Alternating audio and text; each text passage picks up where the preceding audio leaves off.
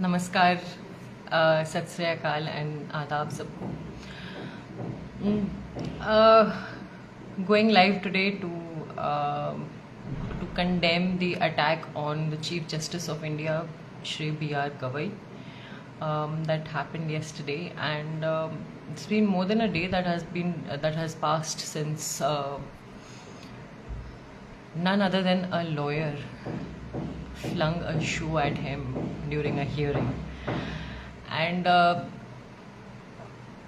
ever since, in the past 24 hours plus, the kind of developments that have happened, even a statement from the lawyer himself has come out in the media that he stands by what he has done by flinging a shoe at the Chief Justice of India.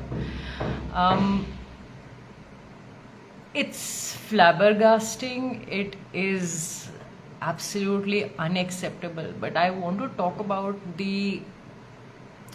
about how this entire situation, what has happened after it, is a manifestation of the sheer amount of venom that has been pushed into our society by the RSS, by the Bharatiya Janata Party, in just a matter of 11 years plus, that they've managed to do this. It's a massive amount of venom, of feeling entitled, of sort of allowing, with their constant silence on every degradation that they have done. They have actually equipped people. They have made it very valid for people to go ahead and engage in such sort of behavior, which is absolutely not only unconstitutional but also against basic human decency, against human rights. CJI B.R. Gavai, he is the Chief Justice of India, the highest judge in the land, and his caste is brought into it.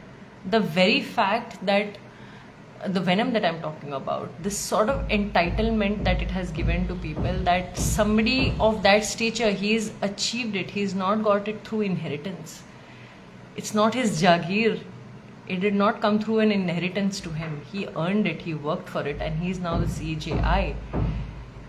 If not the person, the respect of the seat, of the position itself, should make it impossible for somebody to be able to do something like this. Would this lawyer, his name is Kishore, would he have been able to do something like this if there was a Brahmin or a Kshatriya sitting in our CGI's place on that position? Would he have done the same for somebody like D.Y. Chandrachud? Would he have felt that justification in doing something like this against the others? So the very fact, the part of the larger phenomenon that is taking place thanks to the RSS and the BJP in our country, is the normalization of keeping one's religion above the constitution, of keeping a certain, and that too, as a Hindu myself, I would point out, this is not Hinduism that they are representing. It's a bastardized version of Hinduism that they are seeking to promote. It's fascism that is parading around in the garb of a religion, in the form of a way of life that is Hinduism. This casteism, this sense of entitlement of no matter what the person has achieved in their life, if their caste is low, then they're going to remain low in standing, and they do not deserve the respect. I am sorry. India is a sovereign socialist democratic republic, and it has been so for 7+ decades since our independence. The Constitution of India is supreme, and it's the law of the land. whoever's religious belief or whatever, even if they be as insidious as the RSS, they have managed to survive in a country like India because of the very nature of its democracy, because of its constitution. Because if the constitution had not allowed certain freedoms and rights to people, even the RSS would not have survived. So this is a prime example of the RSS and the BJP coming out and biting the hand of the very constitution that has given them their existence. And so I would also like to point out that the people who are coming out and celebrating what was done to CJI yesterday, you guys deserve a special place in hell. The fact that people have lost their sense of propriety, their sense of respect for public institutions, for people sitting in positions of power which are constitutionally recognized. It breaks my heart, and you know what, I've literally had enough of this. I mean, we've been bearing with this nonsense for the past 11 plus years. I think it has come to the zenith for me, where I cannot take this vulgar display of craziness. I wouldn't put any other word for it. It's craziness. It's mass delusion and a sense of entitlement, and it's a lot of mental sickness twisted into the mix.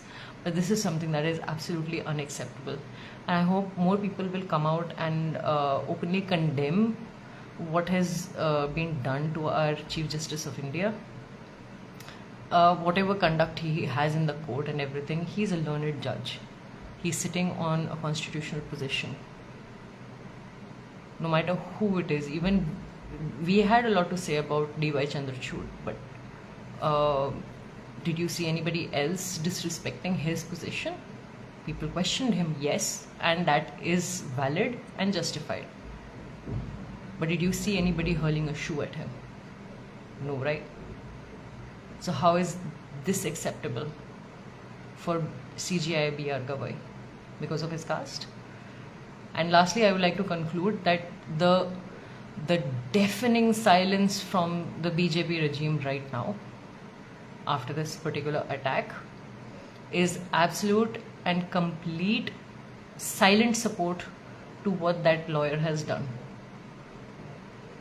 By not condemning this attack on our CJI, the BJP and RSS are endorsing what has been done.